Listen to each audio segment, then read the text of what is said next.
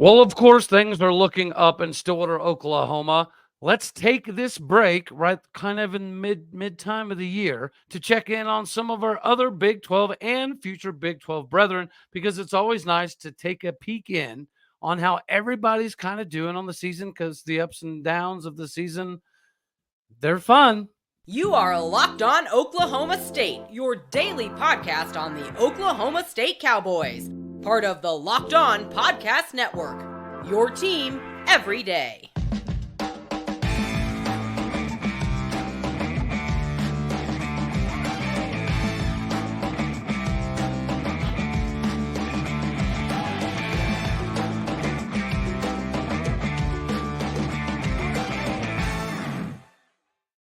Howdy, y'all, and hello, all. Welcome back to Locked On Oklahoma State, your daily stop for all things cowboy and cowgirl related. My name is Cody Stovall. I want to thank you kindly for stopping by to make this your first listen here in Locked On Oklahoma State. You know we're available on every single podcasting platform, visually as well on YouTube. Find me personally on Twitter at AllDayOState. Today, we partially brought to you by Gametime. You don't need to plan months in advance anymore for tickets. Gametime gives you the last-minute ticket deals that you need to get your season right. Speaking of getting the season right, Oklahoma State's on the right path, as is Utah, and I would still say that BYU is still likely got a lot of their best football to play ahead of them. So why not do a little bit of a check-in from all around? Ladies and gentlemen, from the Holy Rival Show, you might remember that Nathan Bomber Brown fella up top, but we got Superman himself in the building today as well. WildUte, how are you feeling? How you feeling? I'm feeling good. I mean, Utah just got a win this last weekend, sitting at 5-1 without a Cam Rising, a Brant Keithy. There's a lot going on in Utah land, a lot to talk about. And speaking of that recruiting, the state of Utah, I mean, you guys, you Oklahoma State folks, quit taking our guys, right? Like, you need to get out of the state, you get out of Salt Lake. I mean, Bomber and I are going to have to fend you guys off. Yeah, a Well, little bit. it's only going to get even more fun. Speaking of Bomber, BYU took a rough one, but you still have a lot of really big games yet to Right. come, and you got a lot of leadership, right? So if anybody's going to be able to bounce back pretty quickly, and it'd be a fairly seamless process, I would imagine it would be the fighting Kalani Sitakis of the world.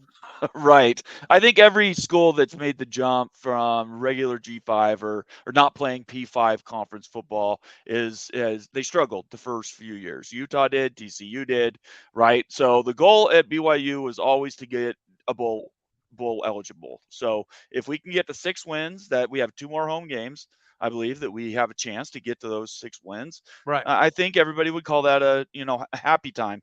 But BYU fans are Right. not at all excited what happened on Saturday, and we have very high standards for our school. And yeah, you have your goals, and then you have your aspirations. And I still think we'll get to 6 or 7 wins, but Okay. yeah, Saturday was a little downtrodden, I think.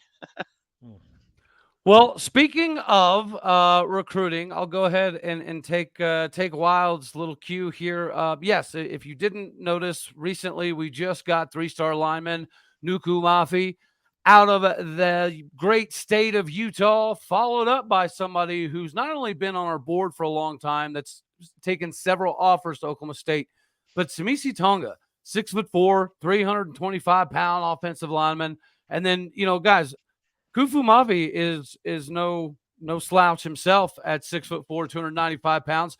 And this opens up the bigger question, right? The bigger question on everybody's mind is, does this further solidify that Malake Smith is likely to become a Cowboy? And this is beautiful to have you both in here, because these are battles that we're going to have to start having all the time with each other, right? And Pac-12 has always been very credible as far as tradition and history. So some of those teams from up north were able to kind of come on down and do some poaching as well. So it's not new territory, but it's different territory. And I think both of you have some different spins on it. So, since you're the old head of the Big 12, why don't you go ahead and take this running? What do you got from us, Nathan Bomber Brown, on the state of recruiting in Utah and Oklahoma State in general? Okay, I'm going to say that both BYU and Utah does much better with in-state recruiting than BYU does currently, but both schools need Okay. to keep the best players in the state. There's no argument about that. We're losing players. There's examples that we could go throughout college football. Almost on any good team or even great team in the United States, you're going to have people from Utah. Guaranteed. They're defensive linemen, offensive linemen. We have a lot of Samoan and Polynesian players that are in our area that love to play defense and offensive line. So that's where we're losing people, most importantly. And I think both Utah and BYU could do better if they could keep those guys at home. Very fair. What do you got for us, man? Go ahead. Go ahead. It's your time. It's your time. Well, you know what? Looking at the recruiting updates here, it looks like Oklahoma State's landed 11 and 12, best player in state here, and that's a concerning development here for the state of Utah, the Utes, and the Cougars, because really the key is holding in-state talent. Yep. Really, you have to hold in-state talent. The Utes have done pretty well in this recruiting cycle. If you look at the top 7 players in state, they've landed most of those kids. Last year's cycle was pretty much the same, but there's been a trend in Utah recruiting over the last 10 years where California schools, USC, sometimes UCLA, especially, even Oregon, would come and pluck the best player in the state. And that's been a trend that we've seen for a long time. Now that the Utes and the Cougars in the Big 12, I'm thinking that might stop because there's no pipeline, there's no playing games in those states anymore, right? Right. You kind of wonder what's going to happen with recruiting. And that is why seeing Oklahoma State and Baylor, who's landed the 11th best player in the state, pulling kids out, especially in like the interior line. I don't like this at all. I don't like it at all, Cody. Really, it's something that we need to hold the talent, and like in the Cougars and the Utes, at least for one or two of these guys, we're going after them too. So the fact that Hard. pulled them is a big Yeah. development. You're going to see more and more of this because, like as Bomber said, really the Polynesian pipeline is big out here in Utah. There's a lot of Polynesian players that play football. They're super talented, great kids, and they're college ready. There's some really big time high school programs out here, namely Corner Canyon, where there's a lot of college and pro talent right here. And like it's underrated. You don't hear Utah with, a place obviously like California, Florida. But it's a growing trend. We're seeing better players, more college ready players, and it's going to continue growing based on football's popularity out here. So yeah, but you guys are going to be coming back to the well, I think, here pretty soon. So we'll have to fend you off. Yeah, we need to put up some border guards, I think. Right. Stop people getting out of their planes at Salt Lake Airport. So whatever it takes, we need to do better. But I tell you what, Oklahoma State's done really well. Baylor's done really well. But I'm going to say the reverse is also going to be a trend. We are going to start getting more from these other states that we're not used to going to. Mhm. You're going to have chances at Georgia and Florida, at Texas, at Oklahoma. You're going to have people coming in from the Midwest a lot more because the exposure is going to be there. The Cincinnati thing is, I think, a big deal because it's Northeast football and there's not a lot up there. Yeah. So I think there's big opportunities for both these schools to get better and do well because of that. Yeah, obviously going into Texas and just having teams in Texas and a greater pipeline. I mean, the Utes have recruited Texas hard. There's a lot of kids, like probably 20-25% of the roster is ready from Texas with no pipeline. So Texas, what you're going to see in Utah recruiting trends is less focus on California and more on Texas and Florida because there's a pipeline too in Florida. So as Bomber said too, it's interesting with Ohio really being in the Ohio's a huge football state, right, for high school football recruits. Right. So going to these new places and trying to develop relationships with the coaches at the high school level and stuff to pluck these kids. But I would imagine that BYU and Utah have to, right outside of the state of Utah, Texas has to be the second home, right? Just like for everybody else, probably. Right. Yeah. 12. Well, it's big enough. It's big enough that it's going to be a possibility. And again, with the transfer portal and the age of kids getting overlooked just from high school development recruiting services, it's going to happen, right? So states like Utah, and I think Oklahoma's part of that as well.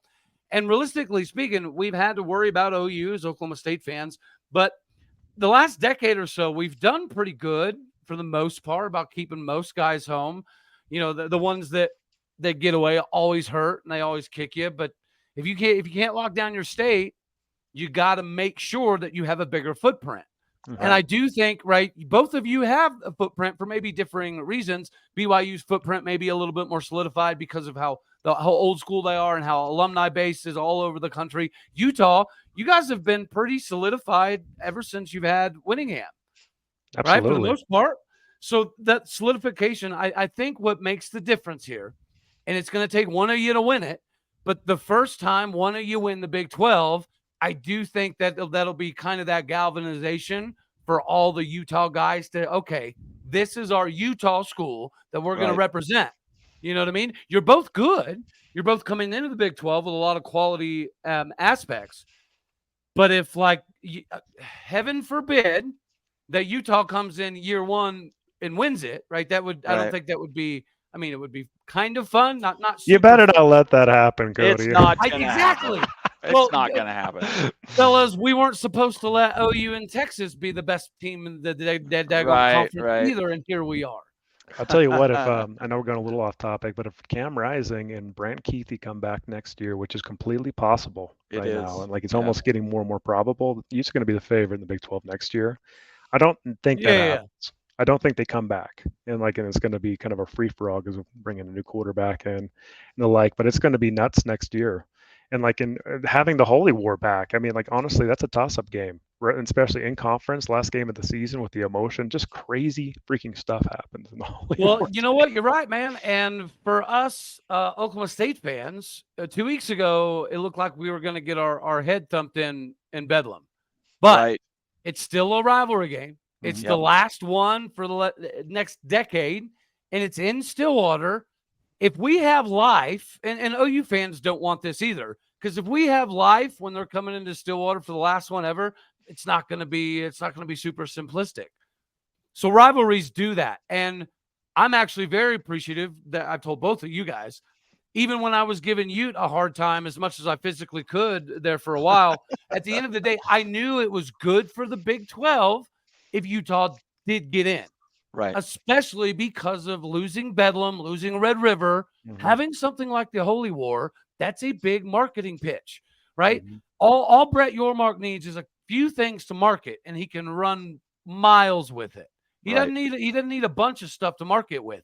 The Holy War is something that's not only marketable, but you're both quality programs. No shade at Cincinnati, no shade at UCF, no shade at Houston. But it's not the same, right? Whoever their rivals are going to be, they're not coming in with heavy hitter mentalities. You guys both are very used to swinging heavy scaled punches. So aren't those three schools 1-9 in Big 12 play? I'm sorry? Aren't those schools 1-9 in Big 12 play? No, Houston won. Houston's now 1-1, so it's 2-9. There you go. Who else got a win in Big 12 play out of BYU Cincinnati? did. BYU. Not BYU. I'm leaving BYU up, but UCF. UCF and Cincy are both 0-3. Yeah, right. As Bomber said, there's a ramp up period when you're a G5 going into the P5. Utah experienced that 5 years, guys. It's 5 years ramp up period before you have third level depth, and really you need that to win a P5 conference. You can win a game versus anybody, but to win the conference, you have to have 3 deep.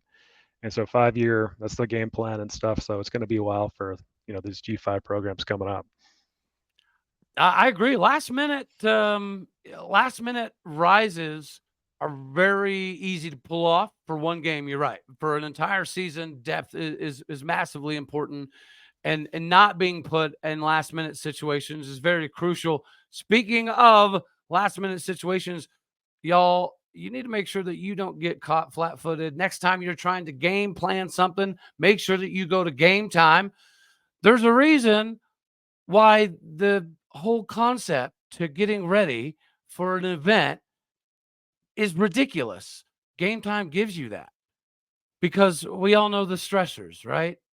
Take those out of your life right here, right now. Gametime, last minute tickets. All the prices are going to be the best. They're going to be guaranteed. They got killer last minute deals. They got views from all the seat at the venue before you even get there. Gametime has the deals and tickets right up to the very start of the event, and even an hour after the game starts. It's your last minute hot spot. Again, download the Gametime app, create an account, and use the Locked On College code to get $20 off your first purchase. Terms apply. Again, create that account and redeem that code Locked On College, LOCKEDONCOLLEGE, for $20 off. Download Gametime today. Last minute tickets, lowest price guaranteed. All right, fellas, let's switch gears up a little bit here and just basically get down to the nuts and bolts of not only the current madness of the Big 12, but the Pac 12 is equally as crazy at the moment. And regardless of what anybody wants to say about the SEC and the Big 10 being there's something to be said. And I think that the viewership numbers indicate as much. There's something to be said about parity. There's something to be said that Colorado can go from running one game, two games to holy crap, they could win 7 daggone games. There's something to be said about the fact that Utah should put themselves in a position to win another Pac-12 title. Pac-12 title on the last iteration of. That's got to be a sweet, sweet taste of victory in and of itself, right? What do you gentlemen both foresee? All right, we'll start with you, Bomber. What do you see the rest of this Big 12 shaping up to be with the craziness that it is right now? Or can we even guess? I think Oklahoma is that team. I think Oklahoma is that good. I picked them at the beginning of the year. I still think they're going to continue to improve. Yeah. I had them beating Texas and getting to the championship game. It always depends who you meet up and what matchups are in that championship game. But at the end of the day, I think it's Oklahoma's thing to lose. And in the past several years, they've lost a few. Mm-hmm. So there's no saying they won't do that. But right now, they're the team to beat, and everybody else is just playing catch up. As far as the new 4 schools that are into the conference, as you said, it's going to take a while. It's going to be a minute.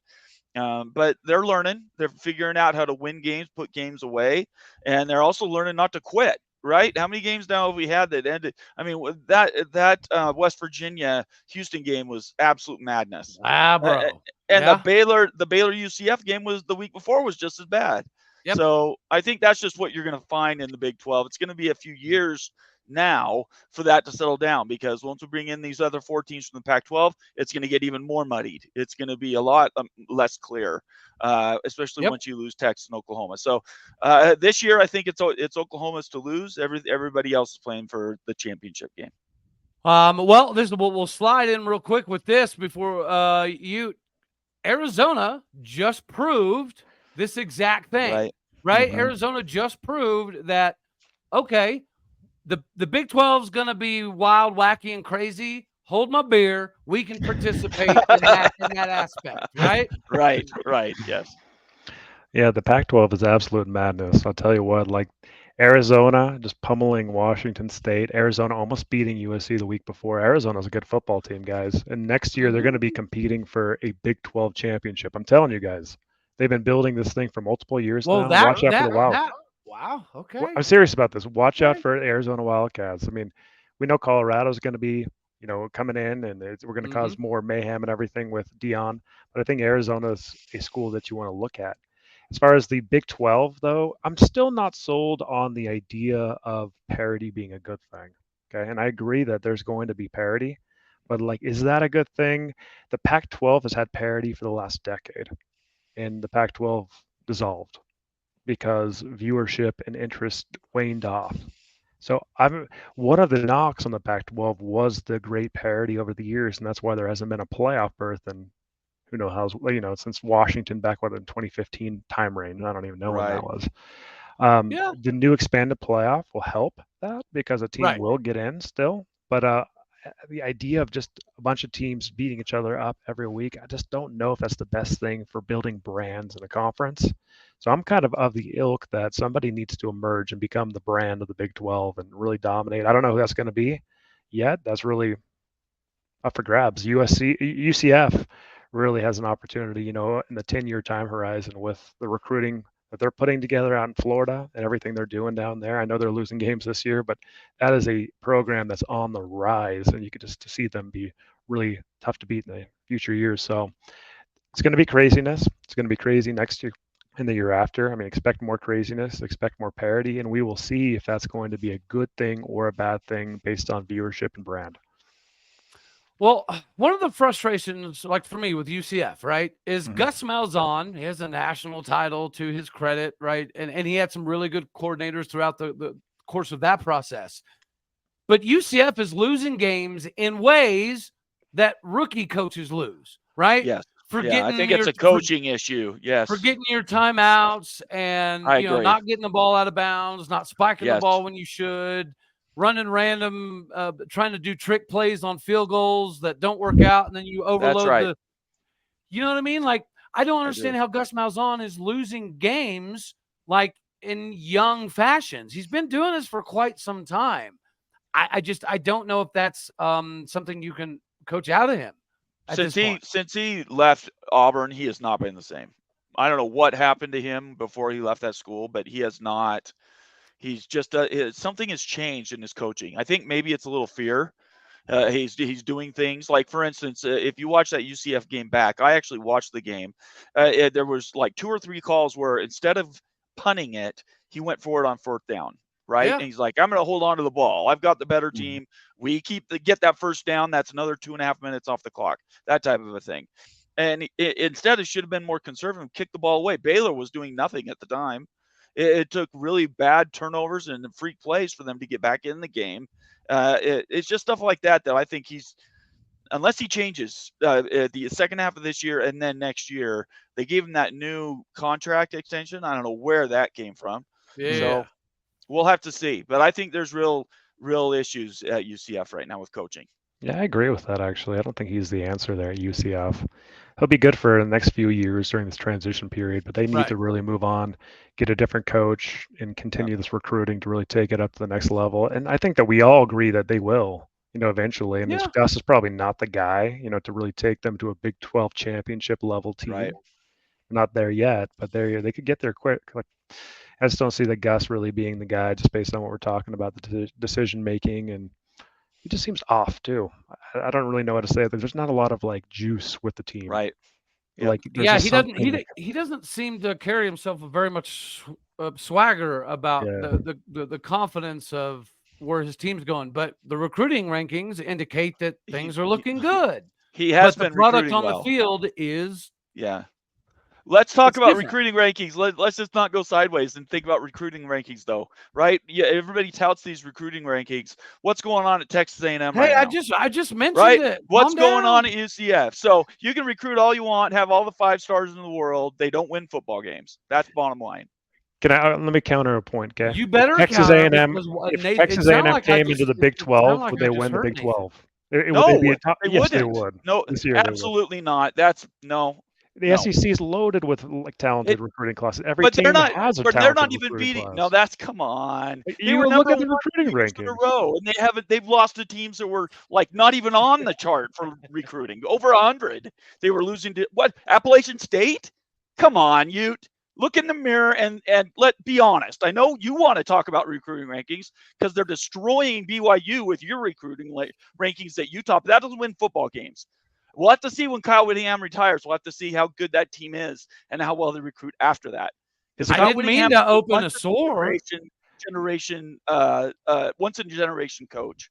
Bomber makes a good point. Really, when you boil it down, recruiting rankings are one aspect. Coaching is just as important as recruiting rankings and your quarterback play.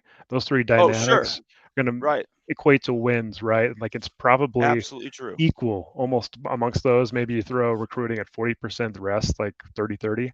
But like it's really close. But like if you want to win a championship, you have to have a talented team, though. Like you can win games. I'm not denying that. Yeah, I'm not denying that. And like if any Big 12 team wants to compete for a national championship, like you got to have blue chip players. Like I don't know. Your contention was that they would come in and win immediately. I think that A&M would come in and really make a strong. Did they win before? Let's talk about it, Cody. Tell us, were they winning before when they were in the Big 12? How many championships did they win? That's why my head turned kind of sideways. That's ridiculous. Texas A&M was one of you think for 60 years. Yeah, they were.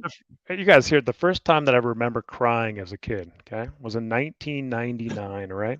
Kansas State was playing Texas A&M in the Big 12 championship. Michael Bishop, K-State was the #1 freaking team in the nation. Actually, Kansas State had a good couple teams in those years. Right. They did. Yeah, in the Yeah. Snyder era, this was time to Absolutely. win a national championship in the BCS era. And that Right. dadgum Texas A&M and the Dat Gwynn, this guy Dat Gwynn, they seriously, Dante Hall and Dat Gwynn beat out the Cats and they won the Big 12 championship. So Right. that's the lasting memory I have of A&M in the Big 12. That was 24 years ago. Right? That's Yeah, 24 years ago. it's etched into the then- WildUte memory here, though. And also, if you look back behind that, before '99, for instance, they came to BYU in '96 as the #3 team in the country. BYU blew them out. They beat them by 3 touchdowns. Yeah. Texas A&M is always. I used to have a hat, right? When I was a kid, I used to follow brands, and Texas A&M was a big brand in the '80s. okay. But I look back at those years; they didn't win anything. They were horrible, and yet they sold the brand, kind of like Colorado is right now, 3-3, and yet they're the #1 brand in the universe. It's crazy. So to win games, I think you're exactly right. Coaching, quarterback, recruiting. Yeah. I don't disagree with any of that. I don't disagree with any of that. And I think all three of us can link up on this one. All three of our universities have been able to pride themselves for the last 2 decades plus on development, right? Right. You get the 2-star guy, the 3-star guy, Yes. you build him up, put 20, 30, 35 pounds on him. By the Yeah. time he's a junior, he's ready to rock and roll. Right. But in today's age, yes, you're going to be able to cover up some band-aids with the transfer portal, but you're going to have a few massive NFL level stars, I think. And then you're going to have to find a way to be able to keep them. So your re-recruiting is vital as you are regular recruiting. It's a wild time that banking on the developmental guys from within, it can't be just that anymore. You've got to have some stars. Well, you develop them and they'll leave. Exactly. Right? If your team's not very good, you develop them and then they'll bail to another school. Nothing stop them. So the recruiting nowadays is twofold. It's the high school kids and then it's all the transfer portal guys, right? And in my opinion, the transfer portal guys are in some ways even harder to find the nuggets because so many people go into the transfer portal. Are you really that good? I don't know. You were like 4th string at your other school. You just want to play on a better team. Well, that better team might be Sacramento State. So I don't know. It's tough. I think it would be better if you could recruit high school talent and use not NIL. That was a Freudian slip. To use transfer portal as a filler. I would much prefer BYU was in Utah's shoes than Utah being in BYU shoes because BYU was like in the top 15 in recruiting rankings this last offseason. I don't want that. If any BYU person, or for that matter, any person for any college is watching this show, if you're hoping your I did it again. The transfer portal is going to solve all your problems. You got bigger issues. To support that point, Bomber, too, there's 2 stud wide receivers that were coming to Utah that came in the program via the transfer portal. Senior, experienced wide receivers that had production at other schools, and they have a combined 4 catches on the season for the year. I know, right? Isn't that crazy? I mean, the Utes' It's passing absolutely attacks nuts.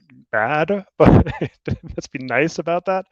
But really, you just don't know what you're going to get, like what in the transfer portal. Like it doesn't always yield great results. Sometimes it does. When you got a stud quarterback, it can change everything. But a lot of times it doesn't. Right. And here's another dynamic too, though we haven't talked about a lot, Bomber. But Bomber and I talk a lot with collectives, right? BYU and Utah collectives.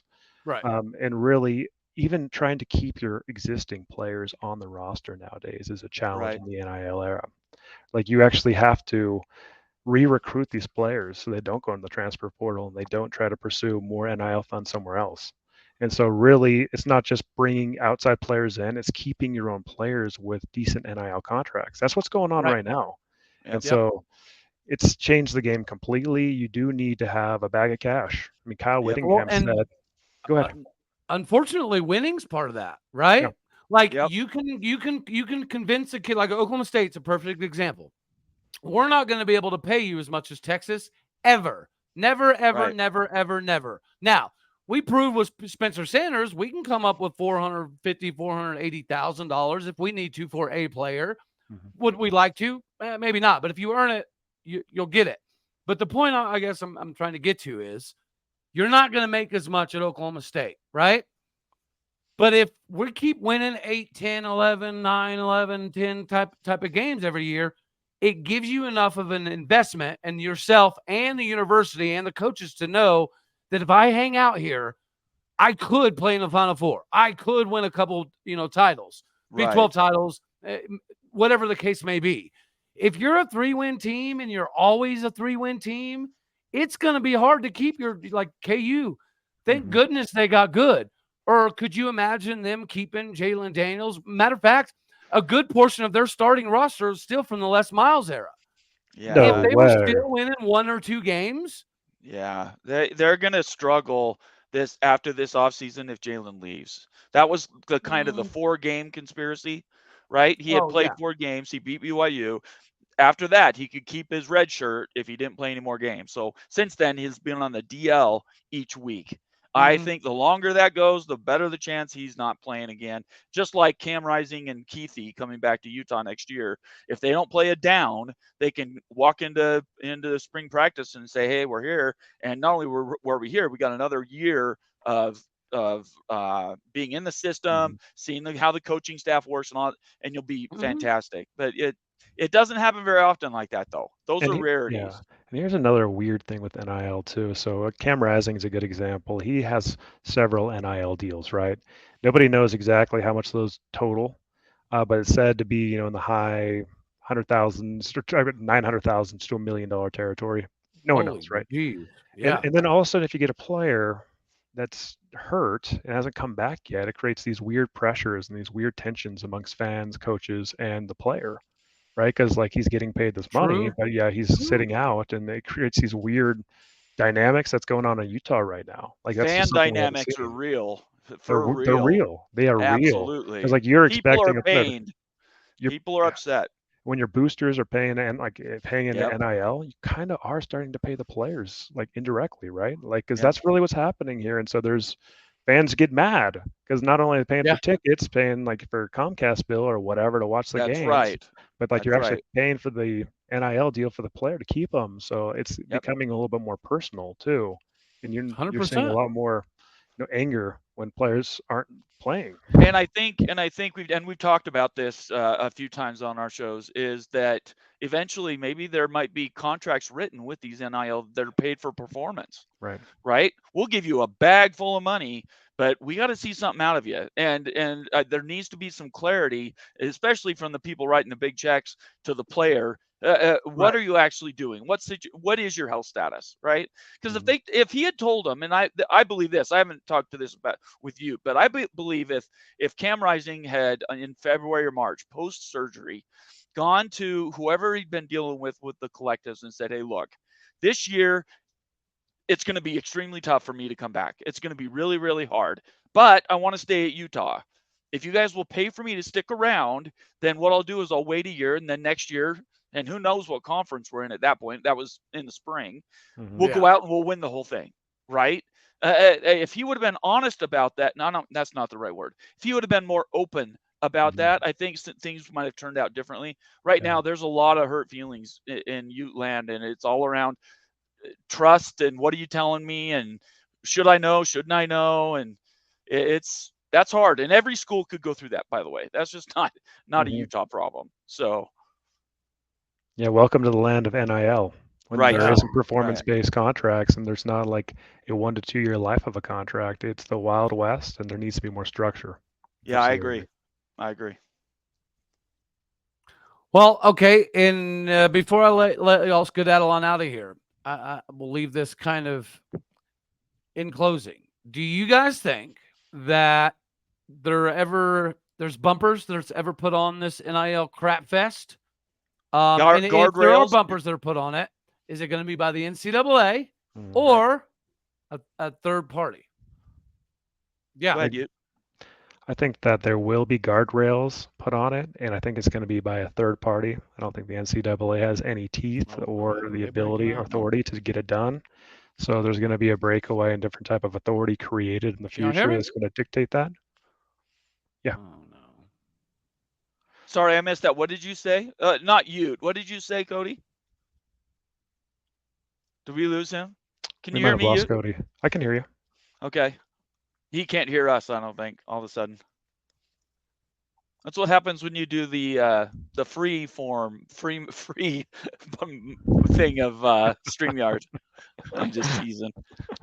I don't think he has the free thing. I'm just teasing. It's honestly, this Rising stuff. Like, there are a lot of mad Utah fans because of Dude, that. it's Because they're like, insane. I haven't seen Utah fans this upset in a long, long time. I don't know what is going on. Immaculate.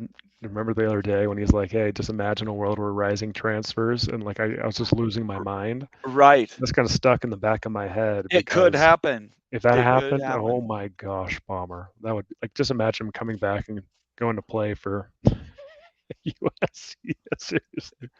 So you think that I know you know that's not a joke, because it I could know. absolutely happen. I thought it was a There's joke at first nothing because to I was like, stop 'em. what? But then, like, the more I thought about it, I'm like, you know what? If it's all about money, Right. which it seems to be, right? Like, what does that mean? I think that if somebody offered him a $3 million, $2 million NIL deal, He'd have to take it. He'd have to take it. right? Just like when Alabama went after Dalton Kincaid last year. I don't know if you heard about that, but Alabama offered Kincaid $1 million to transfer. I heard a rumor. Is that true? That's true. Okay. I hadn't And, heard if it was fact or not. Yeah, Kincaid turned it down. But yeah, if Rising gets a big fat offer and the Utes can't match it, then I mean, I could see him do And that. I could see Dalton going with them. Yeah, seriously. Yeah, That's why I kind of said last year. Well, I thought this year they both were going to play, but I think next year, because of your quarterback issues, we were talking about those 3 things you got to have. Yeah. Utah isn't going to come in as the odds-on favorite necessarily to win the Big 12. It's going to Agreed. be a lot harder than now. If they come in with Cam Rising and Keithy, I agree 100%. But we've talked about this at length, and I do not think Utah will come in and just raffle stomp people because they don't have that quarterback go-to. I mean, Isaac, you want to put Isaac Wilson in brand new out of Corner Canyon, throw him to the Wolves and say, go win us the Big 12. You know who's going to be favored to win the Big 12 next year is going to be K-State, because it's Avery Johnson. They should have been this year. He's an K-State should have been great this year. I agree. K-State, and then you got these schools that are making strides. Who knows what Baylor does? Baylor's recruiting again really well. They could come back. Oklahoma State, I don't know where they went at the beginning of the season and the last season, but I guarantee you they'll be in the mix next year. So Big 12 is going to be a very difficult conference to win next year. I'll tell you guys, Oklahoma State's going to beat Oklahoma. I don't care if Oklahoma's undefeated. I know Jason Watkins not going to like this, but really, Oklahoma State. I think BYU. I still think BYU gets them. Yeah, I mean, I think Oklahoma State is last Bedlam series is at Oklahoma State. I'm telling you guys, like, that game is everything goes into that game. You have to win that game, Cody. Well, things are looking better. Hey, sorry about that, gentlemen. I appreciate y'all covering the. That's all right. We just went into what we normally talk about. Yeah, we went a little off topic. No, that's fine. It's the beauty of having people on that do this as well. So no, I greatly appreciate it. Yeah, it worked out. Before I lost you, gentlemen, what I was saying was about the guardrails. So I don't know what you guys were talking on there, but I did want to get that point hammered home before I let y'all skedaddle on off of here. I think Ute finished his thought. Do you want me to do mine? Yeah, the big thought is like, go ahead. There needs to be some guardrails. It's going to happen. There's going to be another body created to do this. But I think that NIL still survives despite the guardrails. And I don't know what that looks like, but I think that players are always going to get paid on the side and be paid eventually by the university or maybe a conference, depending on how the media rights things works out. Maybe a conference can keep a pool of money to pay the players directly. So I think NIL will coexist with compensation from the team or the conference. Now, do you see it coming? Do you see the guardrails coming from the NCAA or from a completely different third party, like Sankey's kind of mentioned? Yeah, go ahead, Bomber. I think it's going to be both. I think it is going to be something that the conferences throw together and try to put some of their own regulation in. The NCAA is toothless. Nobody even really listens to their directives anymore. Right. What they did with those players, especially the one in North Carolina, and they screwed that up, they just have lost the respect of everybody. So the NCAA still may exist, but I think everybody ignores them. I do think the government does something. I'm not sure what it's going to be, but I think they're going to do something because there's just too much wild west out there. And these stories are going to continue to build where people get dissatisfied by something that's happened because the NIL is not really regulated, and it'll cause eventually there will be some legislation around it. But I know Greg Sankey really wants to do something specifically with the SEC, but he wants it to potentially be for all of college football. And we have both me and you have said Bob Thompson should take that job. Representative Bob Thompson. But he said absolutely no way. So yeah, he passed on it. He passed on it. Well, gentlemen, I greatly appreciate your time, and I know you guys, have the Holy Wars thing, and that's a show that everybody needs to take advantage of getting their eyes on as well. So I'll give you both the opportunity, though, real quick, to plug some of the other stuff you got going on, and then as well as what you have coming up with Holy Rivals. Sure. So we have two shows, the Big 12 Mafia and the Holy Rivals. They both have their own YouTube page, so you can look them both up on Twitter. Those are my Twitter handles underneath my face right now. Please follow me on there, and then make sure you turn on your notifications. If you subscribe to those channels or you follow, make sure you go in and hit the little bell so you know when people are putting messages out. I send out alerts for every show I do, and that's a good way to stay on it. But anyway, very fair. So, Nathan Bomber Brown, you're hey man, you're the bee's knees in my Big 12 Mafia. I greatly appreciate it. Hey, Clark Kent, why don't you throw us some fun stuff before we get out of here, buddy? Yep, find us at the Holy Rivals and Big 12 Mafia, where we make crazy picks, big takes, and we get in plenty of fun disputes in a professional almost way, right? Like, I mean, we don't agree very often with each other, but we're not going to hate each other for that. We're friends over here and stuff, but we talk about deep college football topics. I think that we've got a great community and a panelist that really can get deep in these topics, so you can get an understanding of really what to expect in the future and how to interpret things. So Holy Rivals and Big 12 Mafia, join us there. I love it. Be part of the community.